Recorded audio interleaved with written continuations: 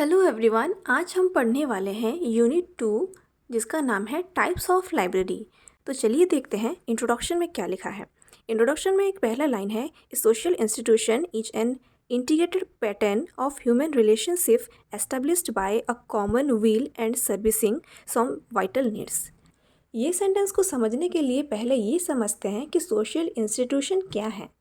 Social institution लोगों के आपसी रिश्तों और कॉमन नीड को पूरा करने के लिए बनता है। मॉडर्न सोसाइटी में literacy, adult education, life long learning, health care और इंफॉर्मेशन डिसेमिनेशन मतलब ज्ञान को फैलाना, इसके ऊपर ज़्यादा ध्यान दिया गया है। मॉडर्न सोसाइटी में सभी की ज़रूरतें सोशल इंस्टीट्यूशन के द्वारा पूरी की जाती है। अब यहाँ हम देख सकते हैं, एक क्वेश्चन आता है कि लाइब्रेरी एक पब्लिक इंस्टीट्यूशन कैसे बना। पहले लाइब्रेरी पब्लिक इंस्टीट्यूशन नहीं था। 19वीं सेंचुरी के बीच में इंडस्ट्रियल रिवॉल्यूशन के वक्त लाइब्रेरी का ढांचा बिल्कुल बदल गया। जैसे कि आप इधर देख सकते हैं, it was during the middle of 19वीं century the social forces came into play and revolutionized the character of library, making it more and more a public institution. इसका मतलब है 19वीं सेंचुरी का शिफ्ट। 19वीं सेंचुरी में इंडस्ट्रियल रिवॉल्यूशन के वक्त में लाइब्रेरी का कैरेक्टर कम्प्लीटली बदल गया। पहले लाइब्रेरीज प्राइवेट या पर्सनल होती थी, पर बाद में ये एक डेमोक्रेटिक पब्लिक इंस्टीट्यूशन बन गई जो हर किसी के फ़ायदे के लिए काम करने लगी। अब देखते हैं लाइब्रेरी का मेन पर्पस और ब्रोफी का view point. They are there for the long term, not only in the duty to preserve human kinds record memory but as centre of expertise in accessing, using and increasingly creating information and knowledge. हमारी book में Peter Brophy 2007 का view दिया गया है। उन्होंने बताया कि library का काम सिर्फ पुरानी किताबों और मेमोरी को संभाल कर रखना ही नहीं है, बल्कि नए ज्ञान या नॉलेज को एक्सेस करना, यूज़ करना और क्रिएट करना भी है। उन्होंने एक बहुत अच्छी बात कही, judicious blend of traditional service and courageous innovation, यानी एक अच्छे लाइब्रेरियन को पुराने ट्रेडिशन, तरीकों और नए टेक्नोलॉजी इन्वेंशन दोनों को मिलाकर चलना पड़ेगा। बुक में लिखा गया है, Mixa feels that there are at least 3 basic aspect of present library that our contemporary situation is challenging. इसका मतलब है 2007 में फ्रांसिस मिक्सा ने बताया कि आज मॉडर्न लाइब्रेरी के सामने 3 मेन चैलेंजेस या एस्पेक्ट्स हैं। How we view the idea of library as a social institution, हम लाइब्रेरी को सोसाइटी में किस नज़र से देखते हैं। टारगेट पॉपुलेशन, लाइब्रेरी किन किन लोगों को सर्व करती है। लाइब्रेरी फंडिंग, लाइब्रेरी को चलाने के लिए पैसे, फंडिंग कहाँ से आ रही है। फ्यूचर ऑफ लाइब्रेरीज, मिक्सा का कंक्लूजन क्या है। Mixa concludes that the emerging library will differ from the present library in that it will be in electronic. Mixa ने फ्यूचर के बारे में कितनी सही बात कही है। आने वाले समय में लाइब्रेरीज इलेक्ट्रॉनिक फॉर्म में होंगी, जो हमारे मोबाइल और डिवाइसेस पर होंगी। चाहे फॉर्मेट डिजिटल हो जाए, पर बुक सिलेक्शन, एक्विजिशन और ऑर्गेनाइजेशन जैसे बेसिक लाइब्रेरी फंक्शंस हमेशा सेम ही रहेंगी। तो ये गई इंट्रोडक्शन। अब आते हैं हमारे मेन कॉन्सेप्ट पर, जो है टाइप्स ऑफ लाइब्रेरीज। इससे एग्जाम में बहुत इंपॉर्टेंट क्वेश्चंस आते हैं और ये बार बार पूछी गई हैं। National libraries, the concept of national library is a recent development dating back to a few centuries. National library का कॉन्सेप्ट बहुत पुराना नहीं है, ये कुछ सेंचुरीज पहले शुरू हुआ है। रेनाइजेंस मूवमेंट यानी पुनर्जागरण और साइंस एंड टेक्नोलॉजी के विकास की वजह से इसका इम्पोर्टेंस बढ़ा। अब देखते हैं इसकी जनरल डेफिनेशन और differences. A national library is a library specially established by government of a country to serve as the preeminent repository of information for that country. इसका मतलब है देश की सरकार के द्वारा बनाई गई सबसे मुख्य लाइब्रेरी जो पूरे देश की जानकारी को एक जगह जमा करके रखती है। पब्लिक लाइब्रेरी से डिफरेंस कैसे है इसका। पब्लिक लाइब्रेरी से लोग घर पढ़ने के लिए किताबें ले जा सकते हैं, पर नेशनल लाइब्रेरीज़ में लोगों को नॉर्मली बुक्स घर ले जाने का अलाउ नहीं है, मतलब बोरो नहीं कर सकते बुक। अब देखते हैं हरोल्ड्स लाइब्रेरियन ग्लॉसरी 6th एडिशन 1987 के अकॉर्डिंग का डेफिनेशन। बुक में बताया गया है कि नेशनल लाइब्रेरी की अलग अलग ग्लॉसरीज यानी डिक्शनरीज में क्या डेफिनेशंस दी गई हैं। पहली डिक्शनरी है हरोल्ड्स लाइब्रेरियन ग्लॉसरी, ये डिक्शनरी का नाम है। इस डिक्शनरी के अनुसार नेशनल लाइब्रेरी के 7 मेन पॉइंट्स हैं। पहला पॉइंट है अ library maintain out of government funds. इसका मीनिंग, ये लाइब्रेरी पूरी तरह से सरकारी पैसे यानी गवर्नमेंट फंड से चलती है। सेकेंड पॉइंट है serving the nation as a whole, इसका मतलब है ये किसी एक शहर या किसी एक कॉलेज के लिए नहीं बल्कि पूरे देश नेशन के लिए काम करती है। थर्ड पॉइंट है book in it being for reference only. यहाँ की बुक सिर्फ वहाँ बैठकर पढ़ने या रेफरेंस के लिए होती है, घर ले जाने के लिए नहीं दी जाती। Fourth point usually copyright libraries, ये कॉपीराइट लाइब्रेरीज़ होती हैं, यानी देश में जब कोई भी बुक रजिस्टर या पब्लिश होती है तो लाइब्रेरी का उस पर रिकॉर्ड होता है। Fifth point The function of such library is to collect, preserve and for posterity the books, periodicals, news and other documents published in the country। इसका मतलब सबसे बड़ा काम है देश में छापने वाली हर बुक, मैगजीन्स, पीरियोडिकल्स और न्यूज़पेपर आने वाली पीढ़ियों फ्यूचर जनरेशन के लिए संभाल कर रखना। सिक्स्थ पॉइंट है this is based on by a law requiring the publishers to deposit copies of all publication issued by them and, इसका मतलब है ये कानून यानी लॉ के ज़रिए होता है। इसके तहत देश के सभी पब्लिशर को अपनी नई किताबें की कॉपीज़ इसी लाइब्रेरी में जमा करनी पड़ती है। सेवेंथ है book purchased being published in other countries, दूसरे देशों में छपने वाली ज़रूरी किताबों को भी ये लाइब्रेरी खरीद कर अपने कलेक्शन में शामिल करती है। अब आते हैं ALA ग्लोसरी पर। ALA का मतलब है अमेरिकन लाइब्रेरी एसोसिएशन। बुक में जैसे लिखा गया है, on the other hand the ALA glossary simply defines the national library as a library maintain by nation. मतलब ALA ग्लोसरी ने बहुत सिंपल डेफिनेशन दी है, ऐसी लाइब्रेरी जिसे देश या नेशन के द्वारा मेंटेन किया जाता हो। इसके दो मेन फंक्शंस हैं, जैसे देश के इंटेलेक्चुअल पैट्रिमोनी को कलेक्ट और कंजर्व करना, दूसरा है दूसरे देशों में छपने वाली इंपॉर्टेंट बुक्स परचेज करना। अब देखते हैं यूनेस्को रिकमेंडेशन, यूनेस्को की डेफिनेशन और function.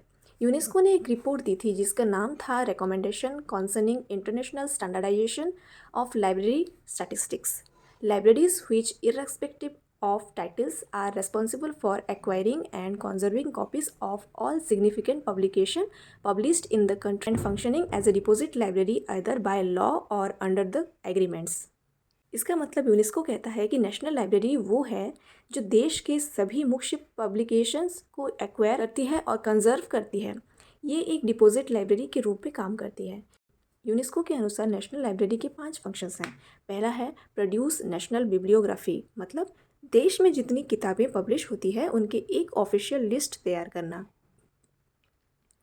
Holds and keep up to date a large representative collection of foreign literature including books about the country, meaning विदेशी या फॉरेन लिटरेचर और अपने देश के बारे में विदेशों में लिखी गई किताबों का बड़ा कलेक्शन रखना और उसे अप टू डेट रखना। दूसरा है act as a national bibliography information centre, मतलब देश का मेन बिब्लियोग्राफी सेंटर बनकर काम करना। फोर्थ है कंपाइल यूनियन कैटलॉग्स, इसका मतलब है यूनियन कैटलॉग्स बनाना, मतलब एक ऐसा कैटलॉग जो देश की अलग अलग लाइब्रेरीज़ की कलेक्शन की जानकारी एक जगह देता हो।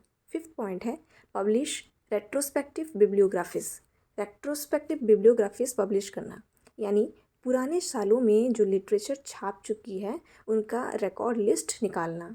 अब देखते हैं मनीला सेमिनार 1964 एंड लॉर 1997 FLA व्यूज़, IFLA व्यूज़। तो पहले देखते हैं मनीला सेमिनार 1964 की रिपोर्ट।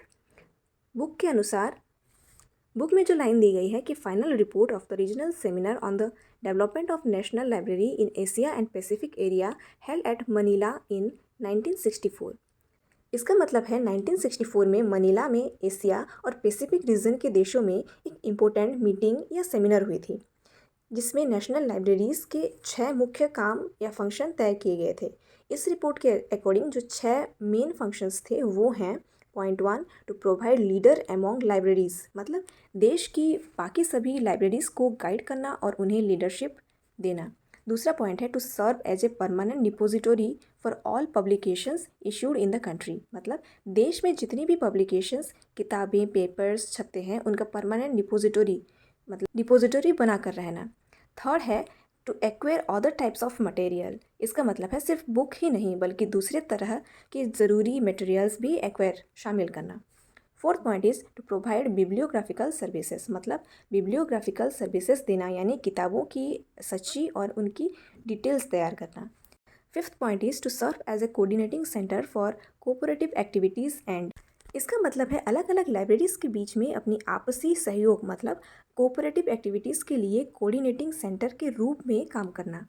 6 पॉइंट है to provide service to government, मतलब गवर्नमेंट को ज़रूरी इन्फॉर्मेशन और रेफरेंसेस सर्विस प्रोवाइड करना। अब देखते हैं लॉर 1997 और IFLA 1992 का कॉन्सेप्ट।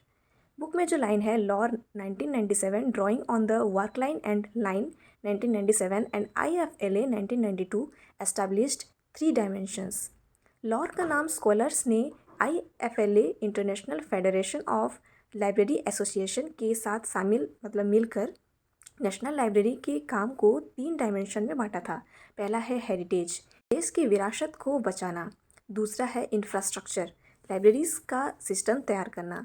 तीसरा है delivery of comprehensive national library service, सभी को अच्छी सर्विस प्रोवाइड करना। अब देखते हैं सर्विस डिलीवरी के अंडर 8 की पॉइंट्स हैं। लॉर की 3rd dimension delivery of service के अंडर ये स्पेसिफिक काम आते हैं। पहला है acquisition and processing of library materials for other libraries, मतलब दूसरी लाइब्रेरीज के लिए मटेरियल्स खरीदना और उन्हें प्रोसेस करना। दूसरा है recycling and disposing of materials acquired for other libraries, यानी पुरानी या बेकार सामग्री जो डिस्पोज या रिसाइकल करना। तीसरा है central support and reference consultation, loan and document delivery services, बाकी लाइब्रेरीज को रेफरेंस और डॉक्यूमेंट डिलीवरी में सेंट्रल सपोर्ट देना। चौथा है system wide professional and technological leadership, मतलब टेक्नोलॉजी और प्रोफेशनल ट्रेनिंग में सबको गाइड करना। 5th है एडवाइस टू अदर लाइब्रेरीज, छोटी या दूसरी लाइब्रेरीज को ज़रूरी सलाह या एडवाइस देना। 6th है system wide planning and coordination, मतलब पूरे देश की लाइब्रेरी सिस्टम के लिए प्लानिंग और कोऑर्डिनेशन रखना। 7 है research and development relating to the development of services, मतलब लाइब्रेरी साइंस के क्षेत्र में नई रिसर्च RD करना। 8वां है literacy programme using constitution and affiliate libraries, affiliate libraries के ज़रिए साक्षरता मतलब लिटरेसी अभियान चलाना। अब तक हमने दुनिया भर की नेशनल लाइब्रेरीज़ की बातें की, पर क्या आपको पता है हमारी अपनी इंडिया की नेशनल लाइब्रेरी कहाँ है? इसके पास क्या क्या कलेक्शंस हैं और ये काम कैसे करती हैं? चलो अब इसके बारे में भी लाइन बाय लाइन समझते हैं। पहले देखते हैं कलेक्शन एंड लोकेशन, कितनी किताबें हैं और कहाँ हैं।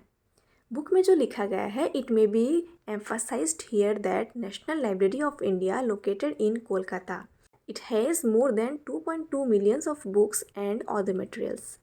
सबसे पहले तो लोकेशन याद रखना, हमारी नेशनल लाइब्रेरी कोलकाता में है और इसके पास 22 लाख मतलब 2.2 मिलियन से भी ज़्यादा बुक्स हैं और स्टडी मटेरियल्स हैं। A huge collection. इसके पास कितनी किताबें आती हैं और कहाँ से आती हैं, मतलब कलेक्शन कैसे होता है, चलिए देखते हैं। बुक में बताया गया है कि इस लाइब्रेरी में कलेक्शन बनाने के लिए 5 तरीके हैं। पहला है delivery of books and newspaper act 1956, इसको याद रखिएगा। इंडिया में एक कानून है जिसका नाम है delivery of books and newspaper act 1956। इस कानून के तहत इंडिया में जब भी कोई पब्लिशर कोई बुक, न्यूज़पेपर या मैगजीन्स छपाता है तो उसे उसकी एक कॉपी इस कोलकाता में स्थित नेशनल लाइब्रेरी को भेजना कंपलसरी है।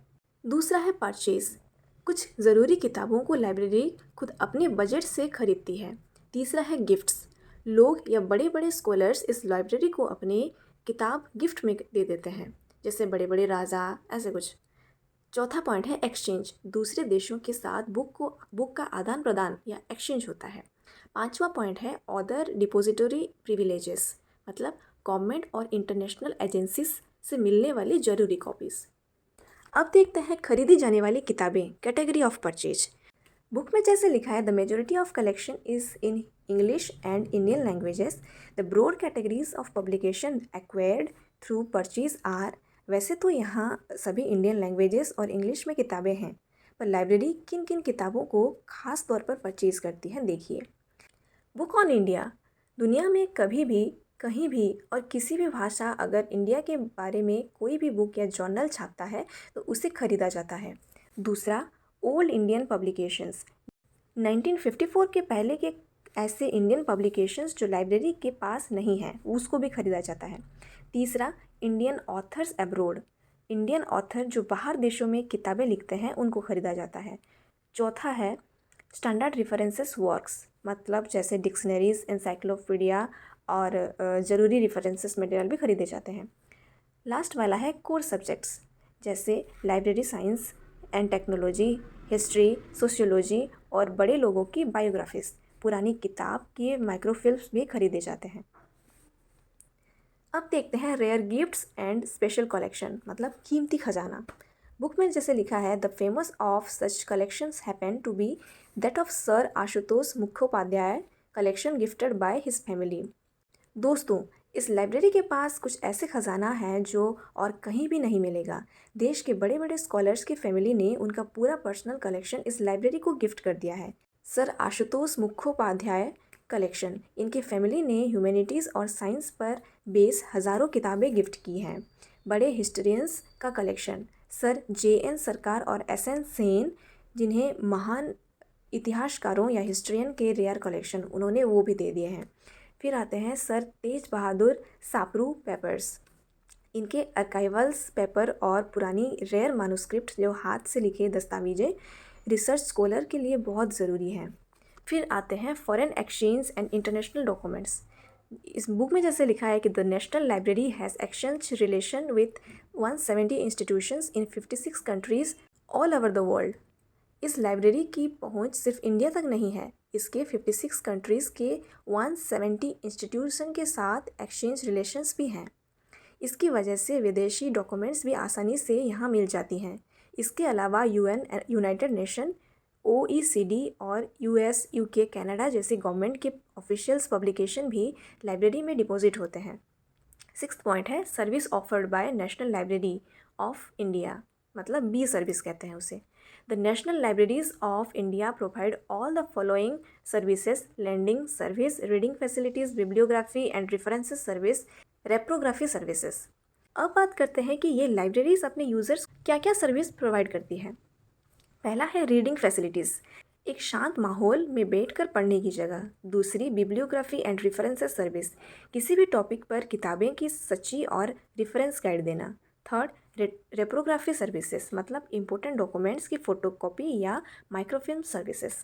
चौथा है लैंडिंग सर्विसेज, इसका special feature, normal national libraries book घर ले जाने के लिए नहीं देती हैं, पर हिस्टोरिकल रीजंस की वजह से कोलकाता नेशनल लाइब्रेरी अपने लोकल मेंबर को दूसरे लाइब्रेरीज़ को इंटर लाइब्रेरी लोन के तहत बुक बोरो करने के लिए देती हैं। यहाँ तक कि Russian state library, British library वगैरह से भी इंटर लाइब्रेरी लोन होता है।